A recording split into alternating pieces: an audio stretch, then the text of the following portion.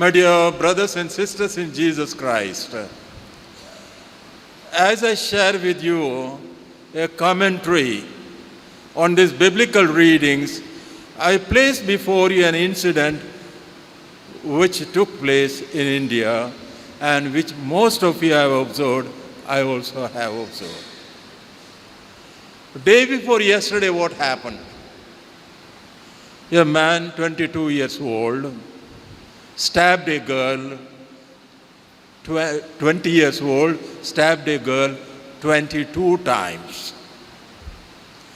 And not being satisfied, ran and took a big boulder, a stone, and smashed her head.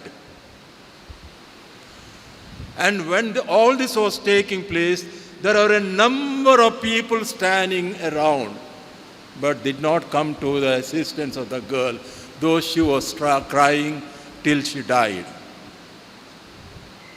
Why did this happen? Was that man blind? Were those people who were witnessing the event, were they blind? Yes and no. Does it happen only there in Delhi?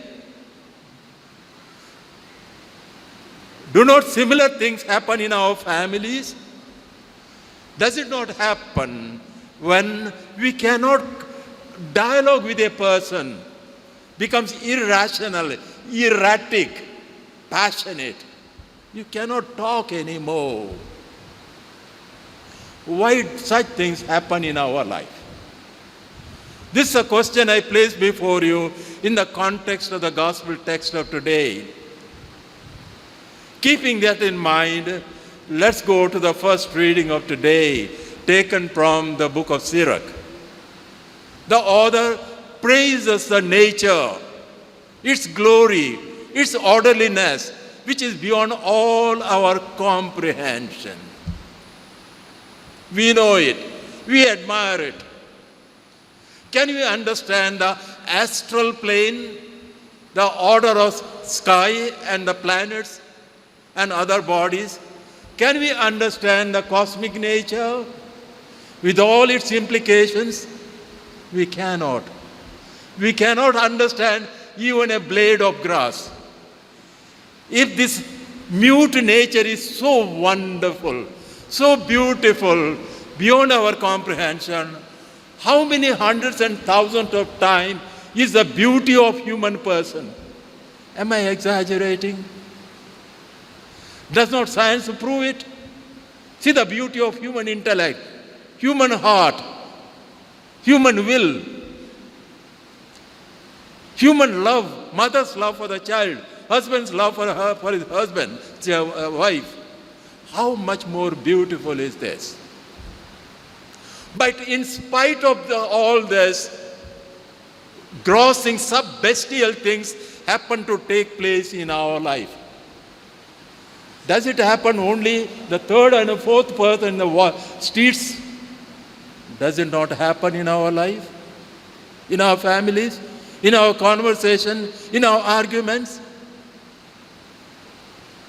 How many court cases are taking place? How much of disorder? Why does this blindness come into our life? Why does such blindness creep into your mind, our mind, my mind? Why is that blindness? As we listen to the gospel text of today, we may say, it is Bartimaeus who was blind. I can see. He's the son of Timaeus. Bartimaeus was sitting there at the roadside at the northern gate. He was blind, not me. Let's take a deeper look, a second look at it. When I was a child, meaning when we were children, small children, were we seeing anything better than the animals? Our seeing and understanding was just like animals. Our reason was not functioning. This is true. When it came to the age of reason, reason took over. We began to see not only with our senses, eyes and other senses, but also with our reason. We began to reason out. As we began to reason out, begin to see according to reason, also our selfishness grew, our passions grew, and our reason was silence. We become irrational, erratic. Reason should lead us to the truth. Now reason leads us to our passion. This may be an answer to what we witnessed in television the other day, and such things in our life. Is the beauty of our nature, my mind, reason, my heart, just that of nature, of the sky, of the cosmic nature? Is it all? Is it only quantitative? I say qualitative. Totally different. Infinitely higher. And why? Because over and above my insight of senses with the eyes, insight of the intellect with the reason, I have got the insight of the Holy Spirit. If you deny that, there's no fun why you are here in this church. Our gift of faith gives us the insight, illumination, enlightenment of the Holy Spirit. How do I know? Put your hand in your heart, on your heart. Does not your conscience tell you what is right, what is wrong? Where does it come from? Is it from the devil or selfishness? It comes from the Holy Spirit. Through the voice of your conscience, says the Vatican II, you hear the voice of God. Go back to the same incident. When that girl was murdered, mercilessly murdered, in the broad daylight, in cool blood. Those who were onlooking around, were they not feeling? Were they not knowing that that is wrong, something injustice is done? They were. And we are also feeling, when we see something injustice done, we also feel it. Is it enough to feel? Would you approve their conduct who are standing around? Would you approve that? Did they not have an obligation, a duty? They had. And what about us? As far as I'm not touched in the skin, I'm all right. My feeling is all right, and therefore I'm all right. My feeling is all right, therefore I see. That argument is fallacious. It's not valid. Your consciousness, your awareness should lead you to action. I see in order to act, whether with my sight or with my intellect or in the light of faith, I must act accordingly. According to faith, according to reason, according to sense of sight. I must act, otherwise I will fall. And they failed to act, and the result was murder of that young girl. And such things took place in our country, the greatest democracy. Our country, we are proud of our country.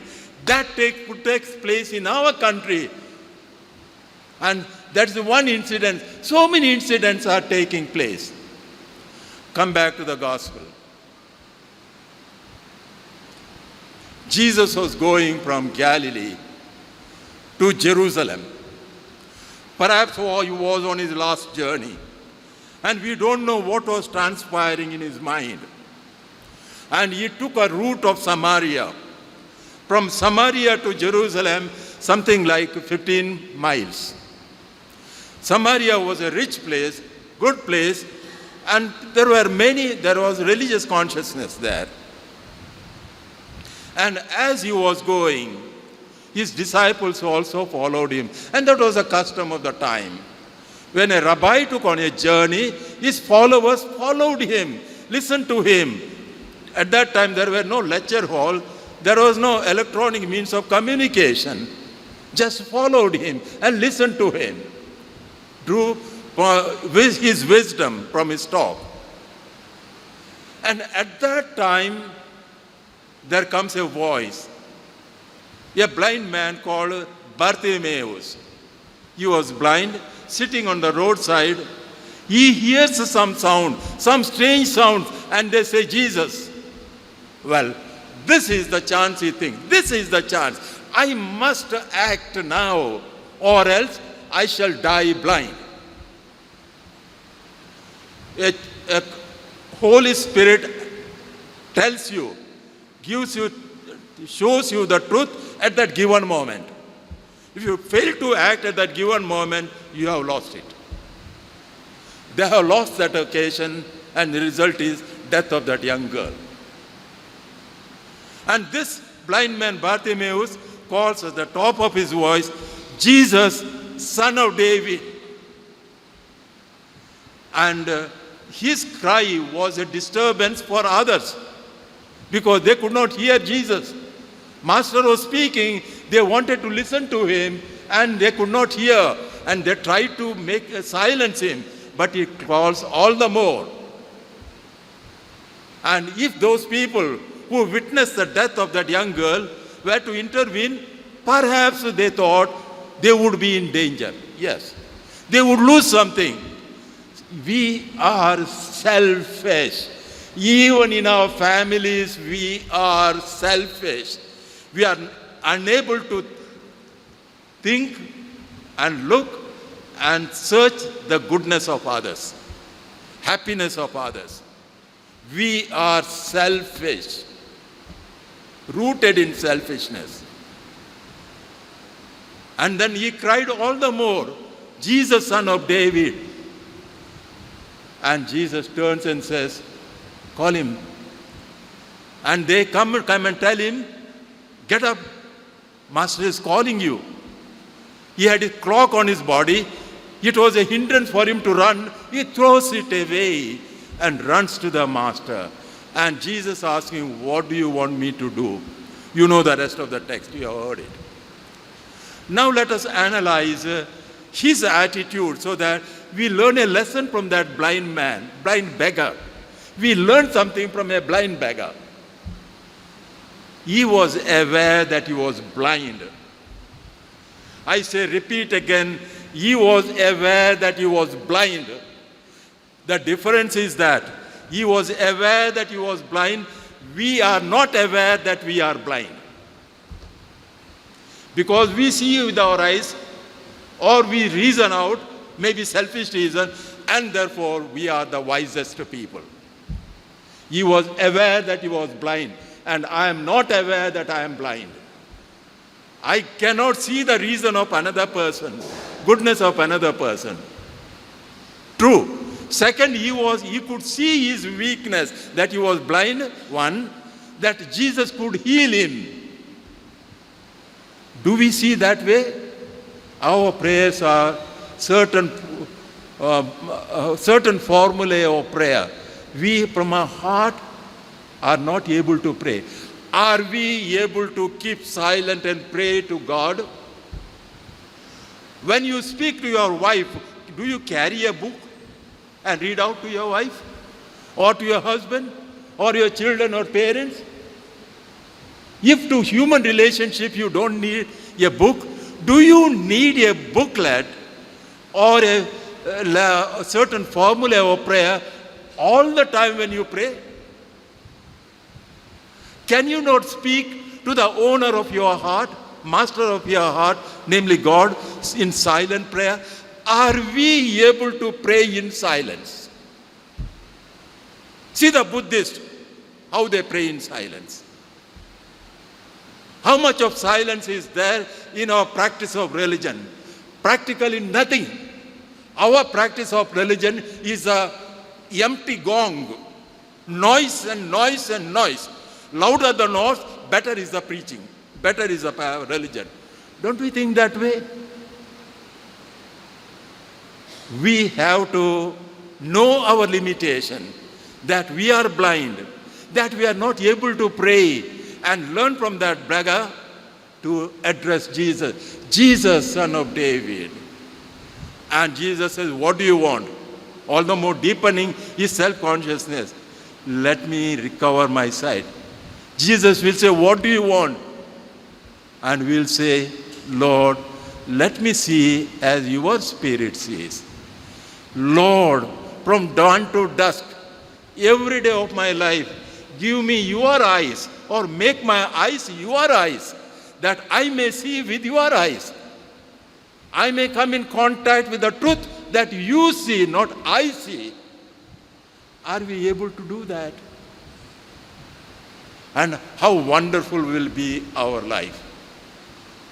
Once we respect our conscience, once we see the depth of our intellect, once we see height and depth of the illumination, enlightenment of the Holy Spirit, our life will be qualitatively changing. We'll be endowed with peace and serenity and the celestial joy. My dear brothers and sisters in Jesus Christ, our Lord is a wonderful Lord. He has created this beautiful world for our sake. And much more than that, He has given us this beautiful nature, intellect, heart, and the other things. And above all, He has given His own Spirit to us. That Spirit enlightened Jesus. And Jesus responded. That same Spirit is given to us. We are reluctant to respond. May the Lord give us the generosity to respond to the inspiration of the Holy Spirit. Amen.